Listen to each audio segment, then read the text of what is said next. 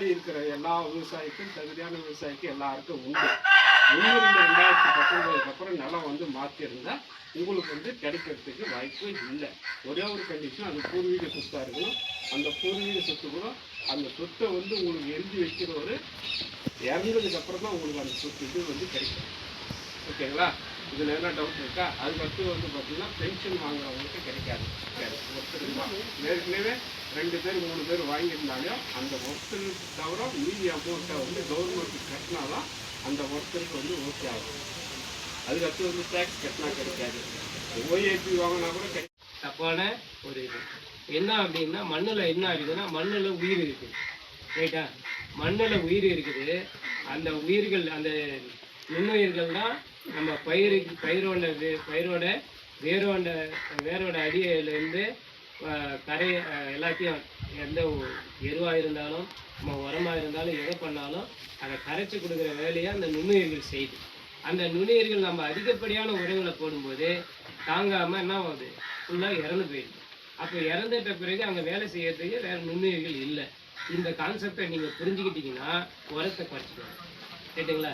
நான் எவ்வளோ போட்டாலும் இவ்வளோ கூட போட்டு பார்த்தோம்பா வரல அப்படின்னு சொல்கிறது தான் மிச்சம். ரைட்டுங்களா? அதனால் உரங்களை அது குறைவாக வந்து பயன்படுத்தணும். நாங்கள் சொல்ல வர்றதுன்னா, நீங்கள் உரங்களே பயன்படுத்த தேவையில்லை. நம்ம இயற்கை முறையில் பல வகையான இடுபொருட்கள் நம்ம வந்து செஞ்சுக்கலாம். அப்போல்லாம் நிறைய ஆடு மாடு வச்சுருந்தாங்க, அதனால் காம்படிச்சு கட்டிடுவாங்க. ஆனால் இன்றைக்கி அப்படி தேவையில்லை. இங்கே ஓரிரு நாட்டு பசுக்கள் இருந்தாவே நம்ம என்ன செய்யலாம்னா 30 ஏக்கருக்கு நம்ம பயிர் செய்யலாம். அத்தகைய தொழில்நுட்பத்தை நமக்கு தெரிஞ்சுக்கலாம். எப்படியெல்லாம் பண்ணலாம். என்னுடைய நம்பர் சொல்கிறேன், நோட் பண்ணிங்க. உங்களுக்கு ஏதாவது சந்தேகம் இருந்தால் அதை வந்து நீங்கள் என்கிட்ட கேட்டு தெரிஞ்சுக்கலாம். என்னுடைய நம்பரை நோட் பண்ணிக்கோங்க. 99 22 69 69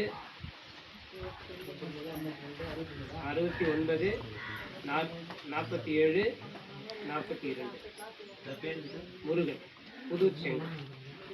முருகன் ஆசிரியர்னு போட்டிங்க, புதூர் செங்கல். இப்போ அது நேர்த்தி பண்ணிக்கலாம். ரைட்டுங்களா? அப்பயே கேட்காத விட்டுன்றது இருக்கு.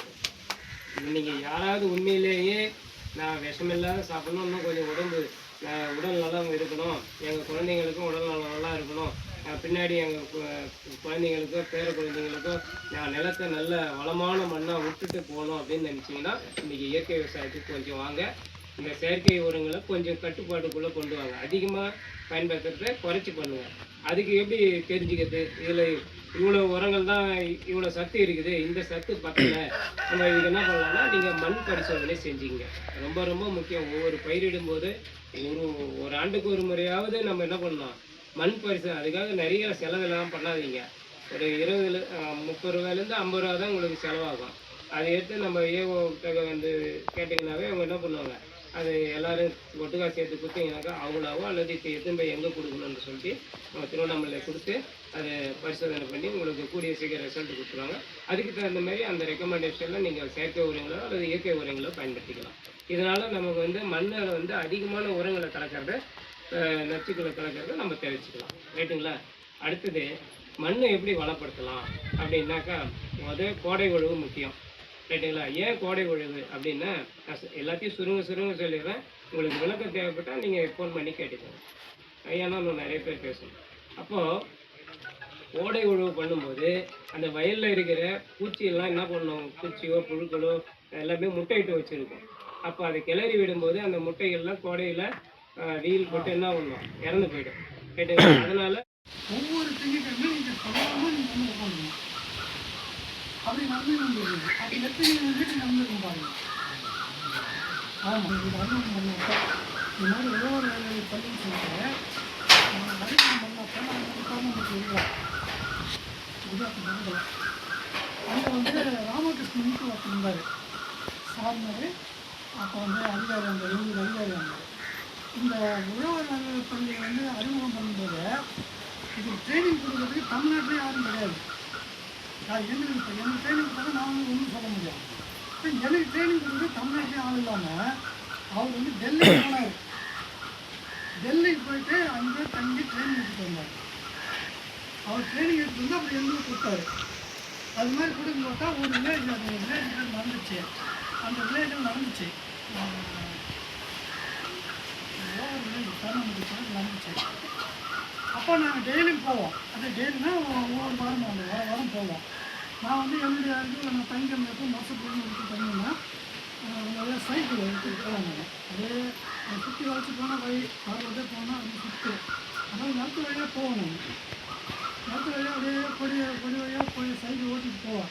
அப்படி போகும்போது ஒரு கல்லாங்குத்து வழியாக ஓரமாக போயிட்டு இருக்கிறோம். ஒத்தையடி பாதையாக வந்து சைக்கிளில் போவோம்.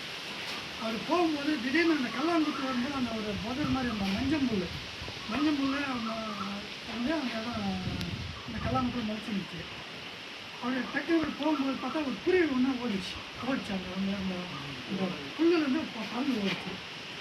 எனக்கு என்ன அந்த குருவி ஓடிச்சு ஒரு நாள் பூண்டு அந்த பறக்கும்போது ஓடிச்சுன்னா நான் போய் பார்த்தேன்னா அப்போ தான் பூண்டு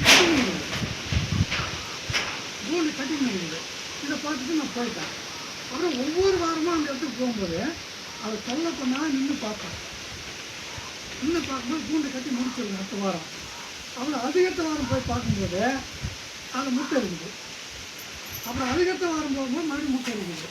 அதுக்கடுத்த வாரம் போய் பார்க்கும்போது குஞ்சு பொறிச்சு இருக்குது. அப்புறம் அதுக்கடுத்த வாரம் போய் பார்க்கும்போது ரெக்கம் வச்சுருக்குது. அதுக்கடுத்த வாரம் போகும்போது ஒவ்வொரு முறை நான் நின்று பார்த்துட்டு போவேன். ஆனால் மறக்க முடியாது. அதுக்காக சொல்கிறேன். அது மட்டும் இல்லை சொல்கிறாங்க காரணம் இருக்குது, சொல்கிற காரணம் இருக்குது. இப்படியே பார்க்கும்போது அப்புறம் ஒரு முறை பார்க்கும்போது நல்லா கொஞ்சம் ரெக்கம் வச்சு ஓரளவு பறக்க முடியாத நிலைமையில் இருக்குது. அப்புறம் அடுத்த வாரம் போகும்போது அந்த குஞ்சுகளே அங்கே இல்லை, ஆனால் பறந்து போச்சுங்க. அந்த அந்த கூடே சேதமாகிட்டு இருக்குது. இப்படி கிட்டத்தட்ட ஒரு அதை நான் பார்த்து சொல்கிறேன். இப்போ நம்ம பயிர்களுக்கு அதே மாதிரி தான் வளர்ச்சி நிலைகள்.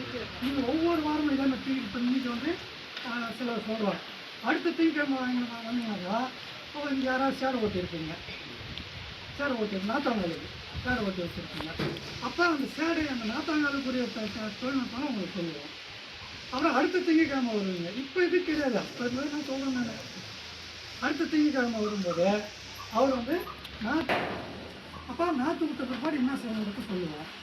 அப்புறம் அடுத்த திங்கக்கிழமை வரும்போது நாற்று என்ன கொஞ்சம் வளர்ந்துருக்கும், ஒரு 2 இன்ச்சு 3 இன்ச்சு வளர்ந்துருக்கும். அப்போ அதுக்கடுத்த ஒரு வாரத்தில் என்ன செய்யணும் அப்படிங்கிறத சொல்லுவோம், பயிற்சி கொடுப்போம். இது அவங்களுக்கு சொல்லுவோம். இப்படி ஒவ்வொரு திங்கக்கிழமையும் சொல்ல அந்த மாதிரி நடந்த ஒரு இது வந்து அங்கே வந்து கொட்டா கூட நாங்கள் வந்து இனிமேல் கட்டத்தில் நடத்தக்கூடாது. கிட்டத்தட்ட இது மாதிரி தான் இருக்குது. நாங்கள் வந்து வட்டமாக கொட்டா போடுவோம். அது காசு கொடுத்து தென்னங்கீத்து நாங்கள் சார்லாம் தெரியும், சார்லாம் நடத்திருக்கிறாரு. தென்னங்கீத்து நாங்களே வாங்குவோம். இந்த மீட்டிங் நடத்துறதுக்காக ஒரு நிலத்துக்கு பக்கத்தில் போயிட்டு நல்ல ஒரு புறம்போக்கு இடமோ இல்லை கொட்டை இடமோ அந்த மீட்டிங் முடிகிற வரைக்கும் அந்த இடத்துக்கு எதுவும் பிரச்சனை இருக்காத ஒரு இடமா பார்த்துக்குவோம். அப்படியே பக்கத்துலேயே இருக்கணும். அதுதான் இதில் நாத்தாங்கல் இருக்கணும், நெல் வாயில் இருக்கணும். அந்த மாதிரி போய் கொட்டை போடுவோம். நெல் மாட்டிக்குவோம். வலை மாதிரி முதல் காரணம் வந்து இப்போ நம்மளாம் கேஜிலும் பெரிய டேக் போட்டு ரொம்ப அதிகமாக மேலாக இருக்கும், மேலாக ஓட்டணும். அது இன்னொன்று நம்ம இப்போ செயற்கை முறையாக போகணும்னா ஜிங்க் சல்ஃபேட் அப்படின்னு ஒரு சத்து நீங்களே போடுவீங்க. ஒயிட்டு போடுறதுன்னா அது வந்து போடணும்னு சொல்லுவாங்க. அது ஆரம்பத்திலேயே பரம் படித்து உடனே அந்த ஜிங்க் சல்ஃபேட் ஏக்கருக்கு ஒரு 10 கிலோ போட்டுட்டிங்கன்னா அந்த நீங்கள் சொன்ன மாதிரி நாற்று சாகாது. வேறு அறுத்துட்டு இருந்தால் நாற்று செத்து தான் போகும்.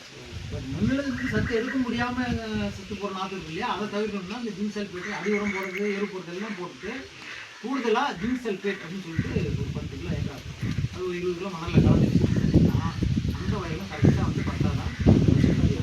இப்போ உங்களுக்கு அந்த 5 நாள் பச்சை கட்டு போடுறது இல்லை, அந்த சக்தியை பூரா அந்த 5 நாள் போடுறதுக்கு இல்லாமல் அது வழிபட்டோம்னா அந்த சக்தியை பூரா அது வந்து கிளைக்கிறதுக்கு பயன்படும்.